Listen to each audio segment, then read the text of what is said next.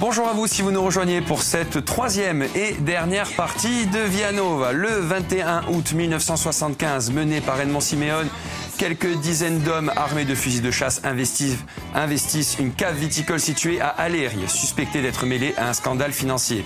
Au petit matin, les employés sont mis à la porte sans violence, les militants investissent les lieux et convoquent la presse. Le soir venu, le téléphone est coupé. Au moment où l'inquiétude s'installe, toute une armada de gendarmes et de CRS font route vers Aléria. Un drame est en train de se nouer. Aléria 1975, une histoire, une œuvre littéraire et bientôt, on l'espère, un film. Pour en parler, Jean-François Perron et Mickey Donofrio. Bonjour messieurs. Bonjour. Ça va bien? Eh oui. Vous êtes bien installés? Il a tout dit. J'ai tout dit, allez, on arrête. Merci. Non, mais c'était pour mettre... Non, mais c'est très bien résumé, il n'y a pas de souci. Hein. Après, c'est vrai qu'on est plus là pour parler un peu technique, oui, un peu production, voilà. Alors, Jean-François, je peux vous appeler Jeff? Et Tout le monde vous appelle Jeff. Hein. C'est vrai. Bon. Alors, et puis en plus, c'est le prénom de mon père aussi. Ah. Donc voilà, on va vous appeler Jeff. Un petit peu bien. Eh oui, il va être content. Alors Jeff, vous êtes comédien, scénariste, on vous retrouve dans plusieurs productions comme L'Enquête Corse, Mafiosa, Vive la France ou encore sur les planches notamment pour la pièce Le Clan, pour ne citer qu'elle, hein, il y en a eu plusieurs. Et depuis quelque temps, vous vous êtes lancé dans ce projet de film inspiré de la bande dessinée Aléria 1975, écrite par Fred Bertocchini. Eh oui, notre ami Fred, qu'on salue d'ailleurs. Et à partir de là, oui, c'est un jour dans son studio, il m'a invité pour une émission sur Alta Frequenza. Et du coup, quand il m'a dédicacé, j'ai lu, j'ai vite appelé Miguel, que je venais de rencontrer parce qu'on en avait fait un court-métrage. Et je lui ai dit, Miguel, il y a un truc à faire là. Alors, vous m'avez présenté scénariste, c'est gentil. Co-scénariste. Et encore, voilà. Moi, je suis là, disons, pour les idées, les mises en scène. Ça, oui, ça, j'ai dans ma tête. Ah, mais c'est important. Après, écrire les dialogues et tout, ça, c'est... Ah, c'est Miguel. Miguelito, il est là. C'est reparti le travail. Voilà. Comme il a été formé pour ça à la fac. Et ça, c'est... Après, c'est vrai que j'aime bien le contenu global, j'aime bien avoir mon idée là-dessus. Alors justement, l'idée, elle part de vous? Oui. Voilà, l'idée part de moi. J'appelle Miguel, je dis, il y a un truc à faire. Ça t'intéresse? Il lit, me dit, OK, on part. Je demande à Fred, est-ce qu'on peut avoir les droits? Comment on s'adresse? À qui? Patin. Voilà, on met tout ça en branle. On s'aperçoit de suite que pour lancer, ne serait-ce que les droits de scénario, les droits de télé, les droits de... Pas de télé, pardon. Les droits de BD, les cils. On est face à un mur? C'est compliqué? Monter à Paris, rencontrer les producteurs, monter billets d'avion, hôtel, patin. On s'est dit... C'est bien d'avoir des idées. Après... Alors on s'est dit, bon, allez, je rencontre un ami sur Paris, il m'a dit, fais un crowdfunding, Jeff. Tu ramasses un peu d'argent, tu promets aux gens de les tenir au courant de ce qui se passe. D'ailleurs, les gens s'inquiètent un peu, c'est vrai, ça fait bientôt 1 an qu'on a lancé le crowdfunding et...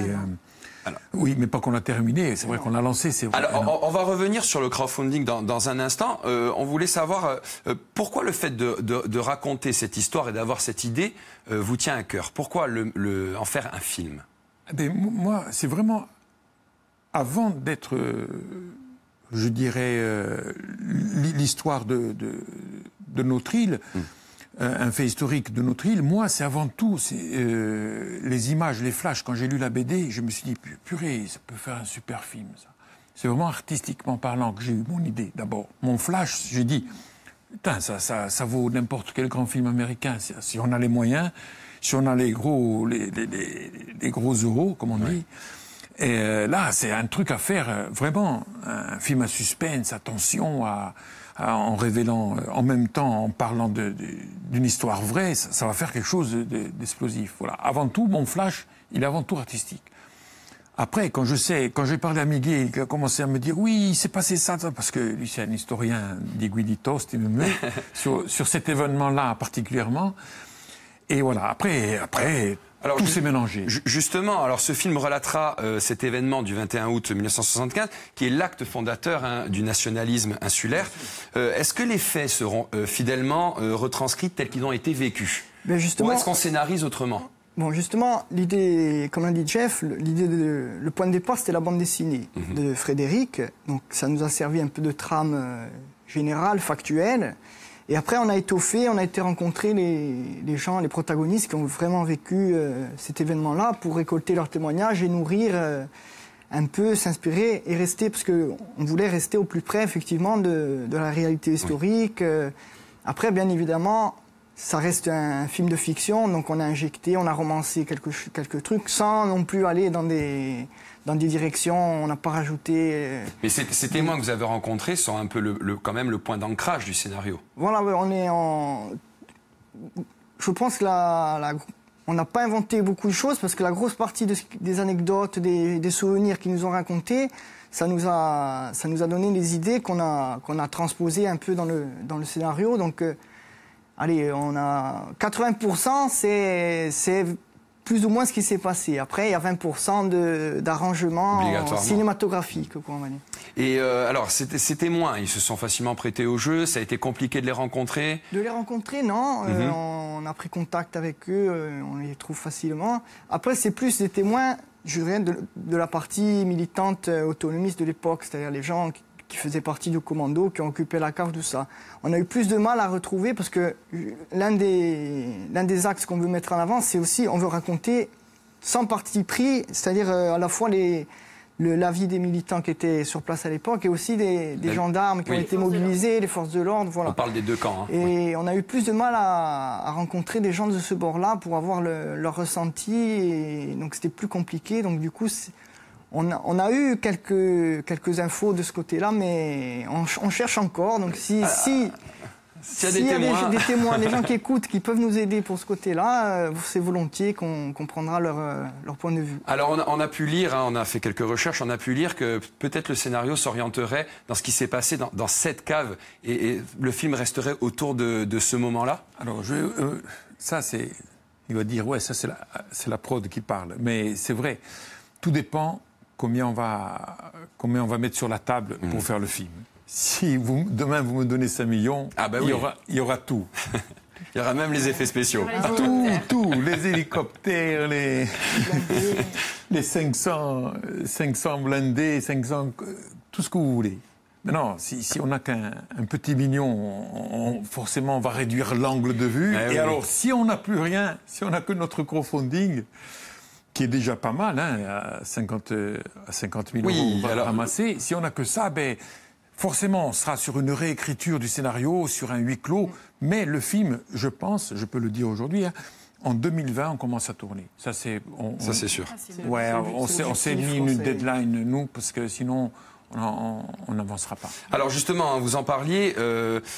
La route est encore longue, et enfin, afin de concrétiser donc ce projet, vous avez fait donc le choix d'une plateforme de financement participatif. Donc pour ne pas la citer, c'est mo.corsica. Voilà, oui, c'est vrai. Oui. Alors, et vous avez atteint l'objectif de 50 000 euros. Oui. Donc avec 50 000 euros, qu'est-ce qu'on fait avec 50 000 euros? On ne peut pas produire un film, on est d'accord, vous le disiez. On ne peut pas produire un film. D'ailleurs, on était très clair lorsqu'on a fait la demande de participation. Déjà, on va remercier tout le monde, mais on attend vraiment que le film se mette en production pour donner les compensations, les contreparties de chacun. C'est le but du financement. Mais une fois qu'on aura commencé la production, sinon avant ça ne sert à rien. Et puis si demain, j'espère pas, mais si demain on ne doit pas faire le film, bien sûr. On remboursera les personnes. Ne vous inquiétez pas. Voilà. Mais je pense que ça n'arrivera pas. On va faire le film coûte que coûte. Nous, on sait qu'on va le faire. Oui, surtout que, comme vous le disiez, l'objectif a été atteint, même légèrement dépassé. Et on peut dire que les gens se sont plutôt mobilisés. Oui, c'est une surprise. Vous y attendez? À ce niveau-là, au niveau 50 000, oui, parce que tout le monde me déconseillait 50 000 au début. Non, mets 10 000, mets 10 000. Je dis, déjà, avec 50 000, on ne fait pas grand-chose. 10 000... C'est 4 billets d'avion et 4 séjours à Paris pour rencontrer 4 producteurs et c'est fini. Vous y êtes. Voilà. Donc là, ça nous a permis à nous d'avoir le scénario conclu, bouclé, fini. Il est prêt à être tourné. La musique est déjà composée. Elle est déjà prête. On va l'écouter. Non, la musique, non. Je pense pas. Non. Non, ça je peux pas vous la faire écouter. C'est vrai? Ah bon, d'accord. Ok. Vous allez peut-être écouter Moi j'ai un clip. Oui, non, ça le clip. La personne qui a composé la musique du film d'accord, ok. sort un album en ce moment, donc c'est pas pareil. C'est une composition à elle. D'accord, pardon, j'avais compris que en fait la musique, le thème, c'est pour la cité, c'est Marie. Bien sûr. On travaille Marie D. Qui a fait elle a fait le thème principal du film, qu'on a utilisé souvent dans l'habillage pour les vidéos qu'on a utilisé pour le crowdfunding. Oui.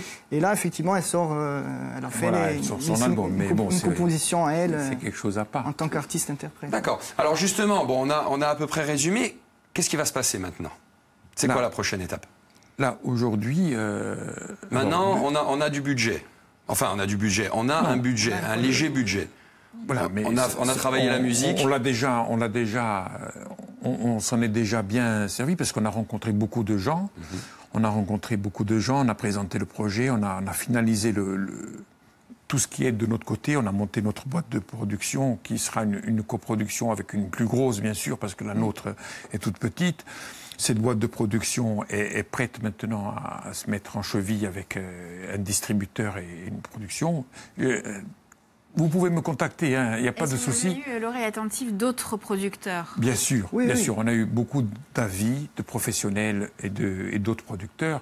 Alors, pour l'instant, la plupart répondent aujourd'hui, vu la situation économique, l'air n'est pas à ce genre de film, mais plus aux comédies. Donc, on tourne des comédies surtout, et puis on voit après si on peut faire quelque chose avec vous.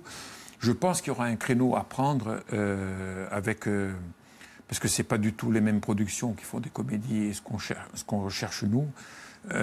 Donc on rencontre des gens et là, je pense qu'on tient un petit quelque chose. Voilà, on est sur la bonne voie. Est-ce que le casting est fait au moins dans votre tête? Oui, c'est vrai. On a officieusement. C'est comme une vie qu'on on peut vraiment rien dire, mais voilà, peut-être que demain on va être amené à tourner un petit trailer pour montrer aux producteurs et aux distributeurs ce que ça pourrait donner. Ce que ça pourrait donner, de quoi on est capable et tout ça, parce que je voudrais que Miguel garde un rôle important une dans la ambiance, réalisation. un peu la couleur de ce que... donner un peu les grandes lignes de ce que peut être le projet sans trop en dévoiler non plus. Avec la passion, pour donner on fait de belles l'envie. choses, on est d'accord. Donner l'envie. Et bien sûr que le crowdfunding va aussi aider à réaliser ça et faire notre pub. En fait, c'est ça. Heureusement qu'il y a eu ce crowdfunding qui nous a permis de tout assainir, tout mettre sur la table et faire un peu de pub pour aller chercher les... Voilà. Maintenant, on cherche... Même 100 millions, nous. Bon, mais alors, si vous avez 100 millions, si vous êtes intéressé par le projet, n'hésitez pas. Mais un coup, nous, tu basses, hein. Ouais. Est-ce on a un autre film, nous, ce soir, sur Viasté, n'est-ce pas?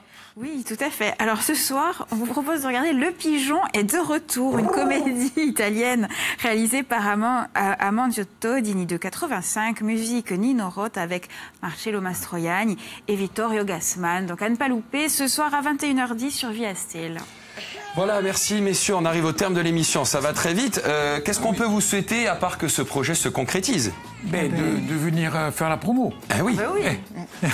Écoutez, Dès qu'on attaque, on vous tient au courant de toute façon. Ça sera avec plaisir. Allez, demain, on parlera, merci beaucoup messieurs, demain on parlera des jeux vidéo, comment gérer les enfants avec les jeux vidéo, machin. Tac. Oui, ça promet. C'est demain. Oui, voilà, vous reviendrez demain. Allez, on vous laisse et on vous souhaite une agréable après-midi sur Viasté. À demain. Merci à vous.